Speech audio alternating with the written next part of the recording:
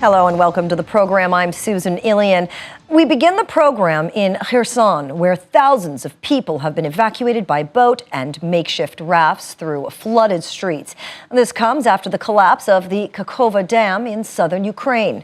Ukraine and Russia blame each other for the destruction of the dam, which has sent floodwaters across a war zone and forced thousands to flee.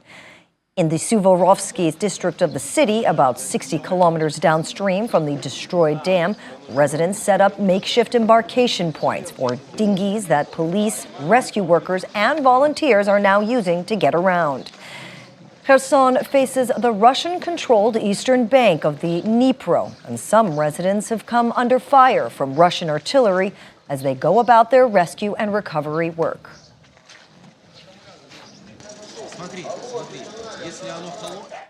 In the meantime, President Volodymyr Zelensky describes the bursting of the Kakhovka Dam as an environmental bomb of mass destruction, adding that liberation of the entire country could guarantee against new terrorist acts. According to the president, the destruction of the dam would not stop Ukraine and Ukrainians. The Kremlin blamed Ukraine, saying it was trying to distract from the launch of a major counteroffensive Moscow says is faltering. Also, some Russian-installed officials say the dam had collapsed on its own. Reacting to the dam burst, the United Nations says it does not have any independent information on how the facility exploded. According to the UN Secretary General Antonio Guterres, the incident is another devastating consequence of the Russian invasion of Ukraine. He also called it a monumental humanitarian, economic, and ecological catastrophe. The UN Security Council is discussing the dam at the request of both Russia and Ukraine. We have all seen the tragic images coming out today of the monumental humanitarian, economic, and ecological catastrophe in the Kherson region of Ukraine. The United Nations has no access to independent information on the circumstances that led to the destruction of the Kakhovka hydroelectric power plant dam. But one thing is clear. This is another devastating consequence of the Russian invasion of Ukraine. And we are seeing the effects in the city of Kherson, the town of Nova Kakhovka, and 80 other towns and villages along the Dnipro River. Massive flooding, large-scale evacuations, environmental devastation, destruction of newly planted crops. And that is threats to the highly threatened Zaporizhia nuclear power plant, Europe's largest nuclear facility. At least 16,000 people have already fled their homes, lost their homes, with safe and clean drinking water supplies at risk for many thousands more.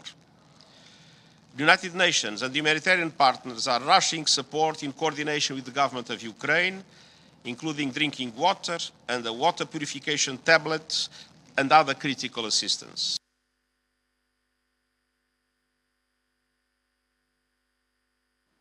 And the White House is also reacting to the Kakhovka Dam destruction, admitting that it cannot say conclusively what caused the destruction of the massive dam in Ukraine. However, the Biden administration says it is assessing reports that the blast was caused by Russia, which has been occupying the dam since last year.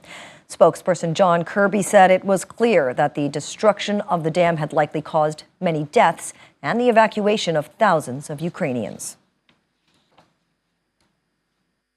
We've been closely monitoring the impacts of that destruction, which has triggered massive flooding in Ukraine and resulted in the evacuation of, at the very least, thousands of Ukrainians. We know there are casualties, including likely many deaths, though these are early reports and we cannot quantify them right now. We've seen the reports that Russia was responsible for the explosion at the dam, which I would remind, Russian forces took over illegally last year and have been occupying since then. We're doing the best we can to assess those reports, and we are working with the Ukrainians to gather more information. But we cannot say conclusively what happened at this point. We will certainly share more information when we can. What is clear, and what we absolutely can say, is that the damage to the Ukrainian people and to the region will be significant. And as I mentioned, the dam also helps power the Kakhovka hydroelectric power plant. So, in addition to loss of life and livelihoods, its destruction could very well have a devastating impact on Ukraine's energy security, and it will certainly have an impact on Ukraine's canal system. I think it's too soon to know, to be honest with you. Again, I won't speak to Ukrainian military operations in any way whatsoever, but right now the immediate focus is rightly on all the Ukrainians whose lives and towns and villages are affected by this flooding and making sure that they have the aid and assistance that they need. A security expert is arguing that the destruction of the Kakhovka Dam in southern Ukraine has improved the defensive positions of Russian troops against a much-awaited Ukrainian counteroffensive. The breach of the dam in Ukraine's Kherson region has muddied the picture for the anticipated Ukrainian counteroffensive and threatens an environmental disaster for civilians living in the war zone. Kyiv and Moscow have blamed each other for the collapse of the dam that sent floods gushing towards surrounding towns and farmland. You can always say, follow the money. So the money is on the side of the Russians right now, because blowing up the dam of Kakhovka creates a very good defending position for Russians who expect offensive activity of Ukrainian army. At least a month, it excludes this area terrain of use of heavy equipment like tanks or APCs or heavy armored vehicles. But at the same time, it covers for Ukrainians safety on this flank, because during expected offensive of Ukrainian army, Russians won't be able to operate on this direction. Also, the short-term consequences for the Crimea region, because they were dependent and they are dependent partly of the water supply of this area of Kakhovka water supply. The Russians control the, I would say, this southern corridor, land corridor between Russia and Crimea region, because they've taken a lot of roads, bridges. So it shouldn't be a problem for them.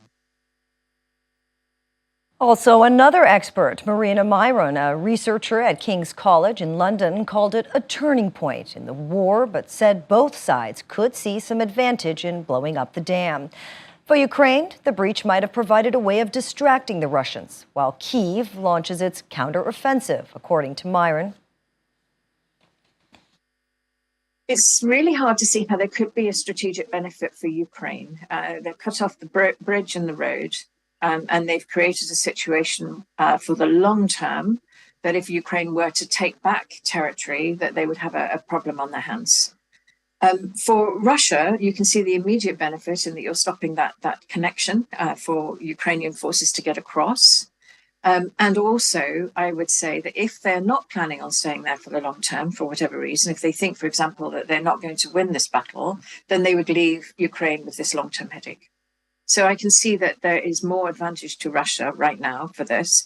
And when you think that Russia has moved weaponry and explosives into the Zaporizhzhia nuclear power plant, they clearly are not putting safety of their own personnel as well as the locals as their top priority.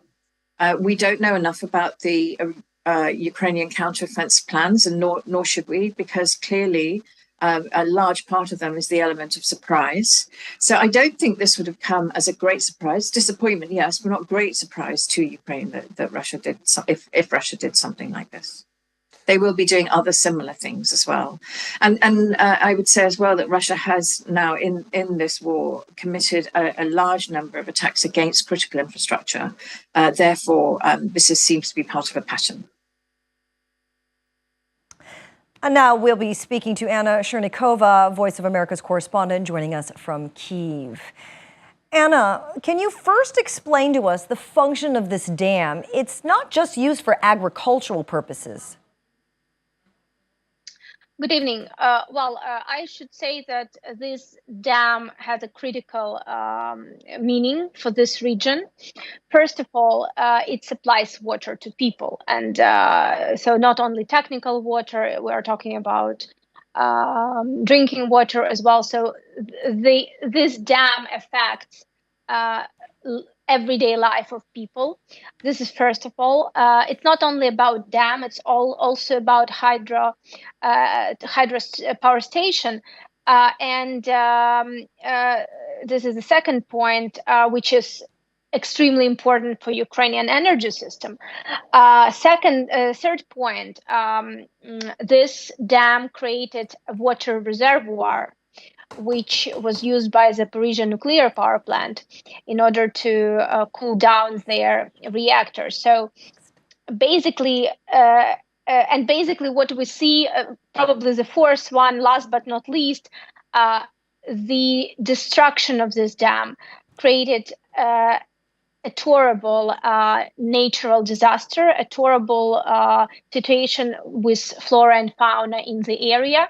I would remind that Kherson region is very rich for it has very rich ground and is very rich and is one of the main producer of agricultural products in Ukraine, with rich land and a lot of agricultural products coming from this area. So I think that these 4 points should be considered, and of course, first of all, we're talking about people who are living in these territories, because these people, unfortunately, are now not only losing their homes, but they are on the edge of their lives. Anna, now you mentioned it was a hydro-electrical power station as well. The dam is where it housed generators, turbines. Do we know if there was an internal explosion? Well, for the moment, what we hear from Ukrainian officials, from also US officials, and also experts who already made certain statements, because still we are waiting for, some additional confirmation, some additional intelligence information and intelligence data. But for the moment, it looks like it is internal explosions. This is what President Zelensky announced on the same day. And there is an explanation to why it looks like, and why a lot of experts believe that this is actually true, that this is an internal explosion. Because first of all, and this is very important, such construction as a dam is considered as a supercritical infrastructure. And when it is constructed in any country, it doesn't matter which area, it's constructing considering possible war and considering possible missile strike. So it is, according to experts, again, I'm not an expert in construction, but according to experts who already made a lot of comments on that, and also Ukrainian officials who were talking about this, it's almost impossible to destroy the dam with a missile. Of course, if we're not talking about nuclear missile, but we don't touch nuclear weapon at this case at all. So the only possibility of such destruction, because as we can see, the dam is completely destroyed, and this footage that we can see right now, this is a footage from yesterday morning when this just happened, and now this dam is completely under the water, so there is no dam whatsoever, and this is only, according again to experts, this is only possible with internal explosion happening. And we also know, and we've also heard official statements by Russian Federation and Russian military that since the occupation of this territory, since Russian forces took control over this dam, it was mined. So we can consider that basically, this is what caused such destructions. Again, we cannot at this point verify this independently. However, we have official statements by Ukrainian authorities, and also some American statements from American experts and authorities as well. But again, as I already said, we're waiting for more details from the intelligence data. A destroyed dam also means a non-functional power plant, which is controlled by the Russian side. Is that correct? The hydropower plant is not functional. Definitely is destroyed. We can consider it destroyed as well. So it's not a part of energy system anymore. If we're talking about Zaporizhzhia nuclear power plant, there are certain risks for its operation. As Mr. Grossi, the head of IA, International Atomic Energy Agency, said, he cannot say that there is a direct risk at this point.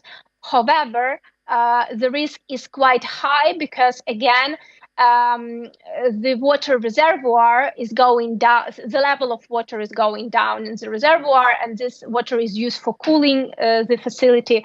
But again, out of six blocks, only one block is operating at this point. So for now, he said that it should be enough water for, let's say, months or weeks for the operation. So, but again, we should understand that we are talking about natural disaster at this point, and we don't know how all this would end. So for the moment, the prediction from Ukrainian officials that in a couple of days the water level should stop growing, and then most of water will go to the Black Sea. Some areas would remain flooded and they will remain underwater forever, but at this point at least. But again,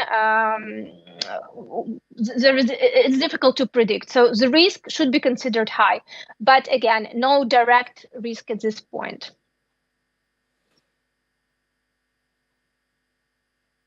Anna, we see now that evacuations are ongoing in Kherson. What other places are affected? And can you talk to us about what effect this is happening on the people, both Ukrainian and Russian?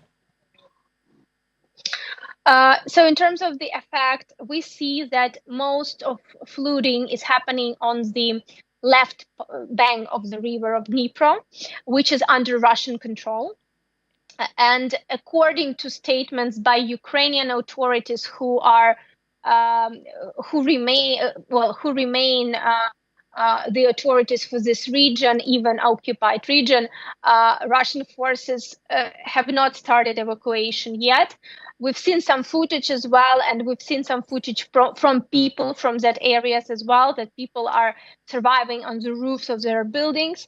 And unfortunately, for the moment, Ukrainian authorities cannot help these people because the area is occupied.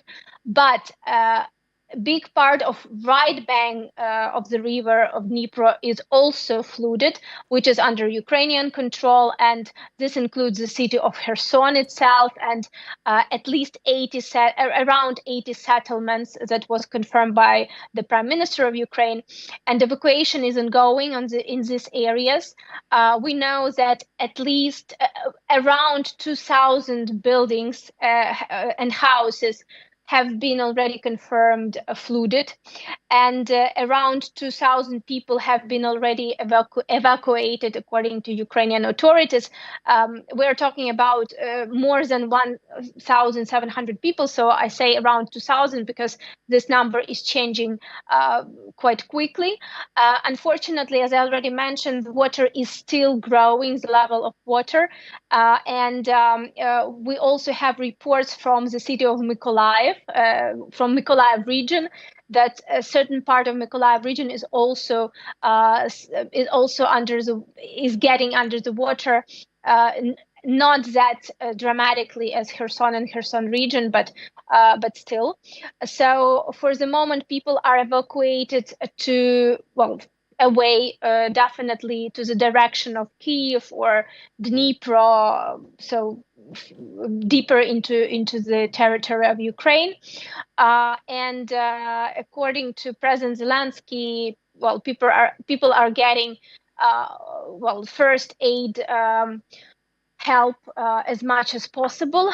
This also includes animals, because unfortunately a lot of animals have already died. As I mentioned, that flora and fauna in the area well, it's quite a catastrophic